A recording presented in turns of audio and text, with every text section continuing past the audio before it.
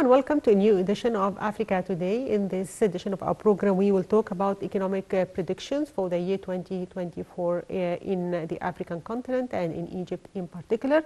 And today we are joined by Ambassador Souad Chalabi, former Assistant Foreign Minister. Good afternoon and Happy New Year to you. Happy New Year to you.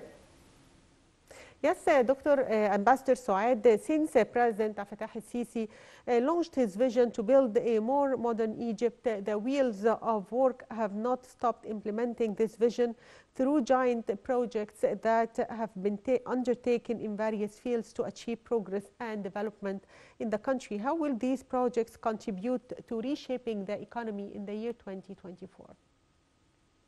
Well, as you know, Egypt is one of Africa's 5 benchmarks in consumer markets, together with South Africa, Nigeria, Morocco, and Kenya. It's the largest consumer market in North Africa, and it has a population of 110 million and a significant middle class. So all the projects that have been projected for the future of Egypt that has been stated in the strategy of 2030 is aiming at raising the standard of living of the Egyptians and also taking in consideration big projects that will involve a lot of employment and that will increase production of Egypt to export.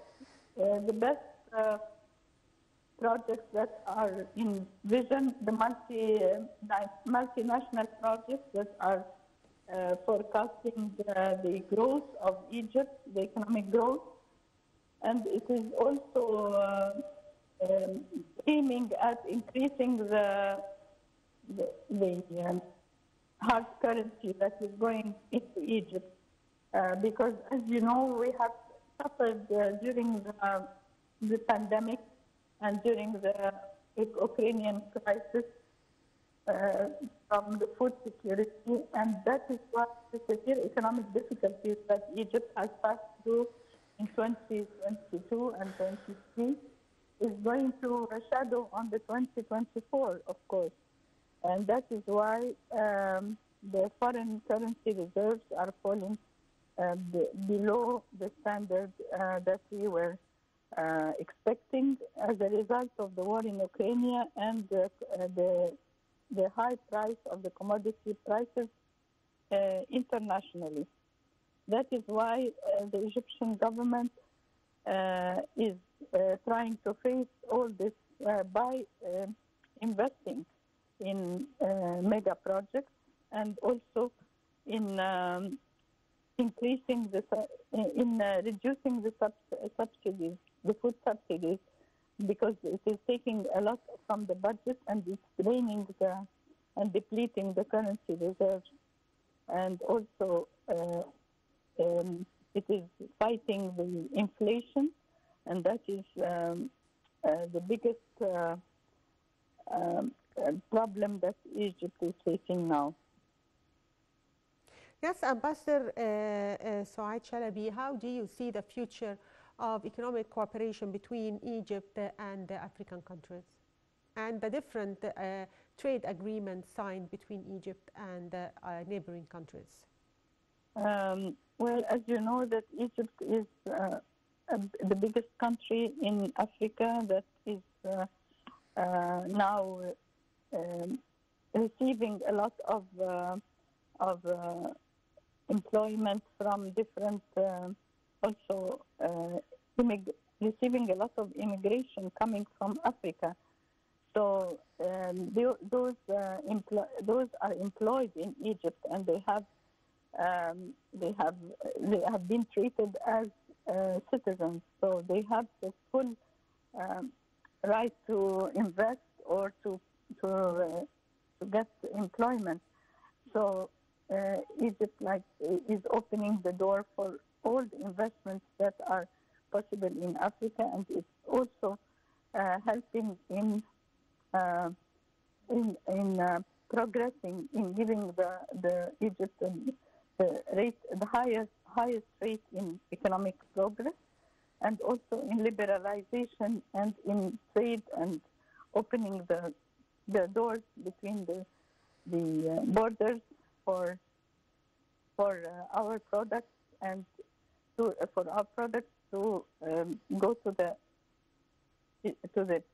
African markets, especially that our products are high quality and less in price compared to the European products, and they are even in a better quality. So that is why it is important for Egypt to open the markets, the African markets for Egyptian products, and also to receive investment in industrialized goods that will help Egypt to export more and trade more especially with the African free trade area that we are part of and we are members of.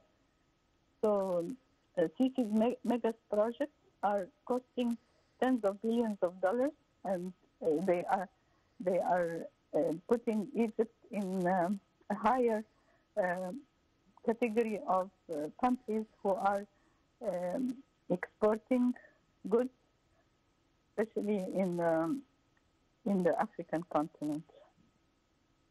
So, Ambassador Souad Chalabi, former Assistant Foreign Minister, also, how do you see the state's keenness to improve living conditions for the neediest rural villages here in Egypt, and also the different initiatives that were launched in the past few years to improve the living conditions of Egyptian citizens in general? Well, as you know, because of the devaluation of the dollar, of the devaluation of the pound in Egypt against the dollar, and because of the remittances, the less remittances that have been received, the Egyptian government has decided to depend on itself in financing the projects that help the poor and needy in Egypt. So it has provided many villages and many citizens with loans and with housing facilities under the umbrella of Hayat Karima, and it is even when the average inflation rate is increasing, but it is providing lower cost living prices for goods and services, and it is trying to alleviate the burden of living by providing progress and prosperity and development by putting the price of hunger and deprivation lower than it should by the projects that are mainly focused on the poor and the needy in the villages. And of course, increasing the labor force, especially in not only in the big cities, but also allowing other projects to be in the southern Egypt district and in many provinces that were not on the map. Now they have a lot of projects that are offering employment for Egyptians, especially those who have skills whether in technology or in industry.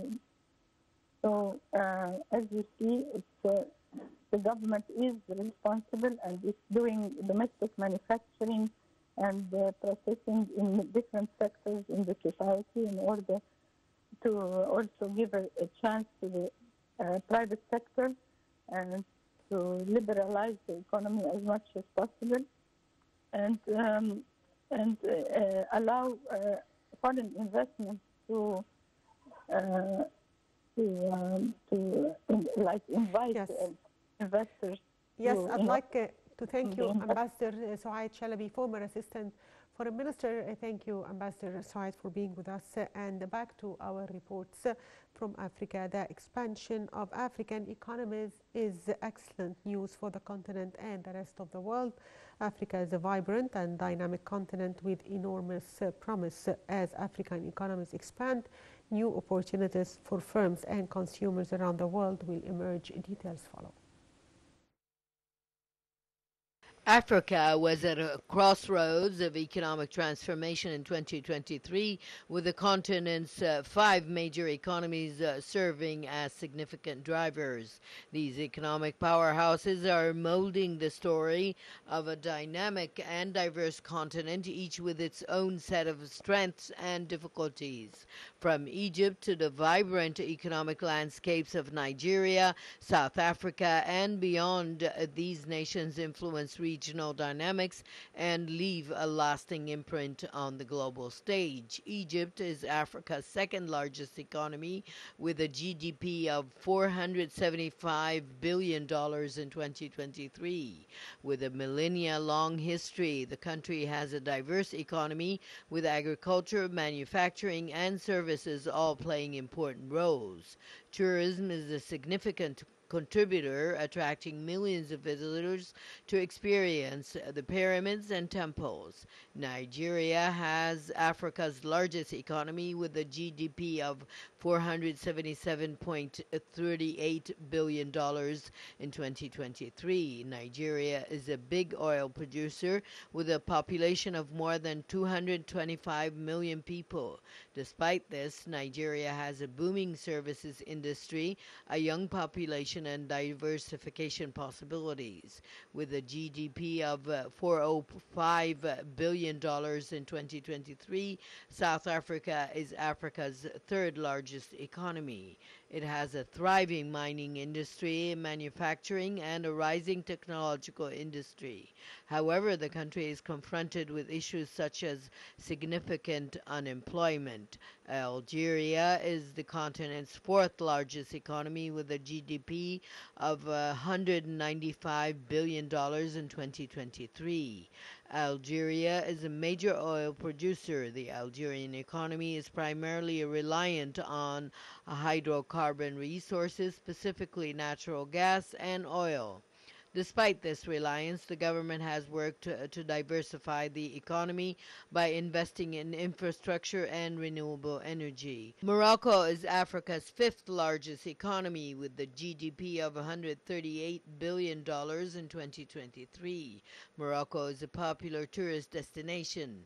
To lessen its dependency on agriculture, it has prioritized the development of its manufacturing industry, automotive sector, and renewable energy. The growth of the African economies is good news for the continent and the world. Africa is a young and dynamic continent with a lot of potential. As the African economies continue to grow, they will create new opportunities for businesses and consumers around the world.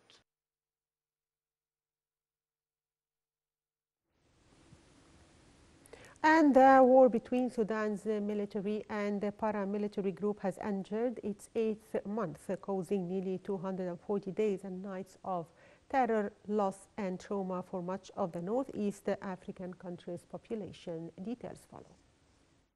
8 months after fighting erupted, Sudan is facing one of the fastest unfolding crises globally, with unprecedented needs in such a short period.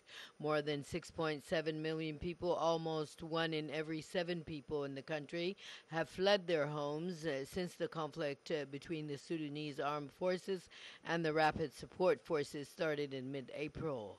They have sought refuge within Sudan or in neighboring countries. According to the International Organization for Migration Displacement tracking metrics, more than 5.4 million people have been displaced by fighting within Sudan and have sought refuge in 5,900 locations across all 18 states. Disease outbreaks are increasing due to the disruption of basic public health services, including disease surveillance, functioning public health laboratory, and rapid response teams.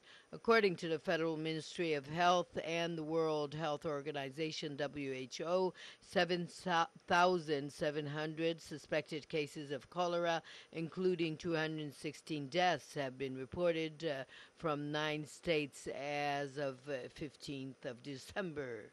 Devastating conflict and organized violence, coupled with the continued economic decline, have driven about 17.7 million people across Sudan into high levels of acute food insecurity, classified in IPC Phase 3 or above between October 2023 and February 2024. Save the Children and UN Children Agency UNICEF reported that the conflict has deprived about 12 million children of schooling since April, with the total number of children in Sudan who are out of school reaching 19 million. The conflict is devastating the livelihoods of millions of people in Sudan.